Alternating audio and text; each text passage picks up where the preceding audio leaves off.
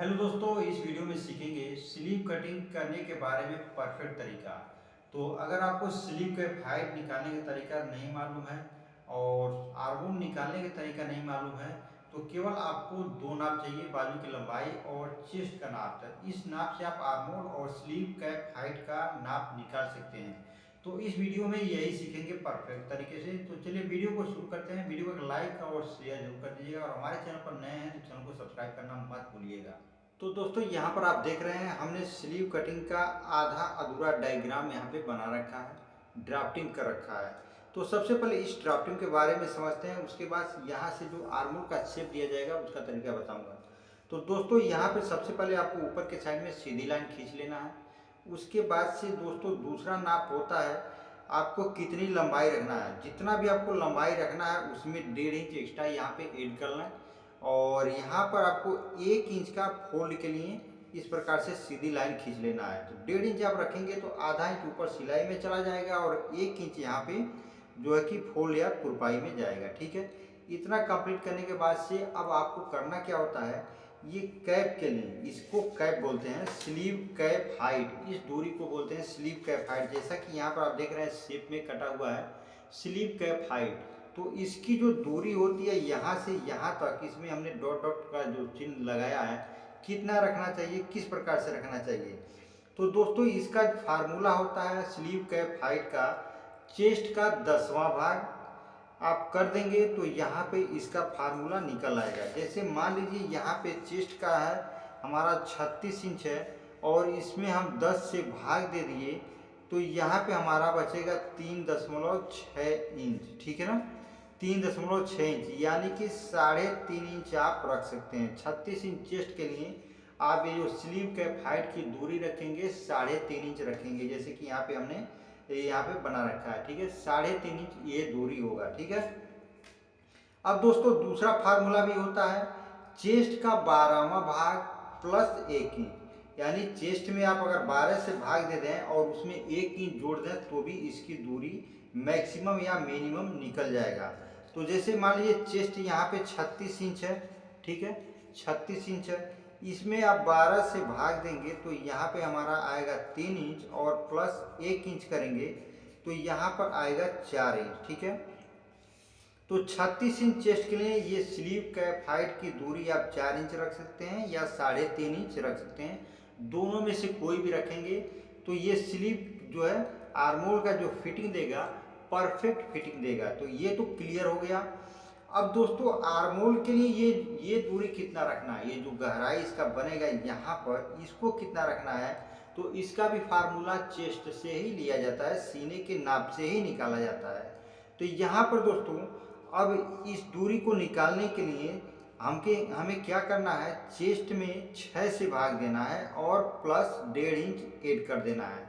जैसे कि मान लीजिए चेस्ट का नाप 36 इंच है। ओके, 36 इंच है और इसमें हम 6 से भाग दिए तो यहाँ पर हमारा बचेगा 6 इंच। ठीक है, 6 इंच बचेगा और इसमें हमें जोड़ना कितना है 1.5 इंच यानी कि 1.5 इंच। तो ये हमारा आएगा 7.5 इंच। ठीक है, तो यहाँ से दूरी हम रखेंगे 7.5 इंच और उसके बाद से हम 1.5 या 2 या 1 इंच यहाँ पर एक्स्ट्रा मार्जिन के लिए निशान लगा लेंगे। ठीक है, अब दोस्तों ये चीज़ कंप्लीट करने के बाद से अब आपको बाजू की गोलाई का नाप रखना होता है, यानी बाटम आपको कितना रखना है। तो मान लीजिए बाटम आपका 12 इंच दिया है तो बाटम का आधा यहाँ पे रखना होता है, क्योंकि आप जब भी स्लीव की कटिंग करेंगे तो इस प्रकार से फोल्ड करके कटिंग करते हैं तो यहाँ पे आधा हो जाता है फोल्ड करने के बाद से। ठीक है, तो यहाँ पर हमने 12 इंच अगर रखना है, हमारा बॉटम 12 इंच है तो इसमें हम 2 से भाग दे देंगे तो बचेगा 6 इंच। तो ये दूरी जो होगा यहाँ से लेकर यहाँ तक 6 इंच का होगा। अब इस निशान से इस निशान को हमको मिला लेना है और इस निशान से इस निशान को मिला लेना है। बाकी यहाँ पर आपको तिरछे में इस प्रकार से निशान लेना है ताकि फोल्ड या तुरपाई करते वक्त ये जो कपड़ा है यहाँ पर परफेक्ट आकर के बैठ जाए। ओके, अब दोस्तों अगला काम हमें करना होता है आर्मोल का शेप निकालना होता है। तो अगर आपको इस प्रकार से डायरेक्ट आर्मोल का शेप निकालने का तरीका नहीं मालूम तो ये जो स्लीव कर्व का ये जो पैटर्न है, ये डिजाइन है, इसके हिसाब से आप यहाँ पे आर्मोल का परफेक्ट नाप निकाल सकते हैं। तो यहाँ से आप क्या करें, 2 इंच पर एक निशान लगाएं और ये पतला वाला सिरा जो है नीचे के साइड में और चौड़ा वाला सिरा ऊपर के साइड में रखें और इस प्रकार से यहाँ पर शेप को मिला दें, जैसा कि मैं यहाँ पे मिला रहा हूँ। ठीक है, यहाँ पर इस शेप को इस प्रकार से मिला दें। तो अब आप देखोगे ये शेप जो है परफेक्ट आया है। ये तो बैक आर्मोल के लिए हो गया। अब यहाँ पर फ्रंट आर्मोल के लिए हमें आधा इंच एक सूत के करीब कपड़ा अंदर के साइड में कटिंग करना होता है, जिससे कि बाजू में झोल ना आए। तो इसके लिए हमें क्या करना होगा, इस चीज़ को, ये जो पतला सिरा है ना, इसको यहाँ पर थोड़ा सा पीछे के साइड में खिसकाएं और यहाँ ऊपर जो है इसको शेप को परफेक्ट तरीके से मिलाएं। यहाँ पर देखें आप, यहाँ पर हम परफेक्ट तरीके से किस प्रकार से मिला रहे हैं, इस प्रकार से शेप को यहाँ पे मिला दें। अब आप देखोगे इसका जो कर्व है बहुत ही स्मूथ आया है, बहुत ही शेप आया है। अगर इस प्रकार से आप शेप दे करके कटिंग करते हो तो जो स्लीव का जो आर्मोल है परफेक्ट तरीके से बैठेगा और कोई भी झोल नहीं आएगा। तो इस प्रकार से हम समझते हैं इस वीडियो में स्लीव का जो कैप हाइट है और ये आर्मोल के लिए आपको कितनी दूरी रखना है, ये दोनों फार्मूले चेस्ट के हिसाब से निकलते हैं। तो ये आप समझ गए होंगे। तो वीडियो अच्छा लगा, कुछ समझने को मिला, तो वीडियो को एक लाइक करते हुए हमारे चैनल टेलरिंग टिप्स को सब्सक्राइब कर लें। और उसके बाद से मैं यहाँ पे इसे कटिंग कर दे रहा हूँ। तो आपको यहाँ पे कभी भी कटिंग करना है तो आउटलाइन से ही सबसे पहले कटिंग करना है। अगर आप ब्लाउज की कटिंग सीखना चाहते हैं, कटोरी ब्लाउज या सिंपल ब्लाउज की या प्रिंसेस कट ब्लाउज की, तो कमेंट बॉक्स में जाएं और कमेंट करें।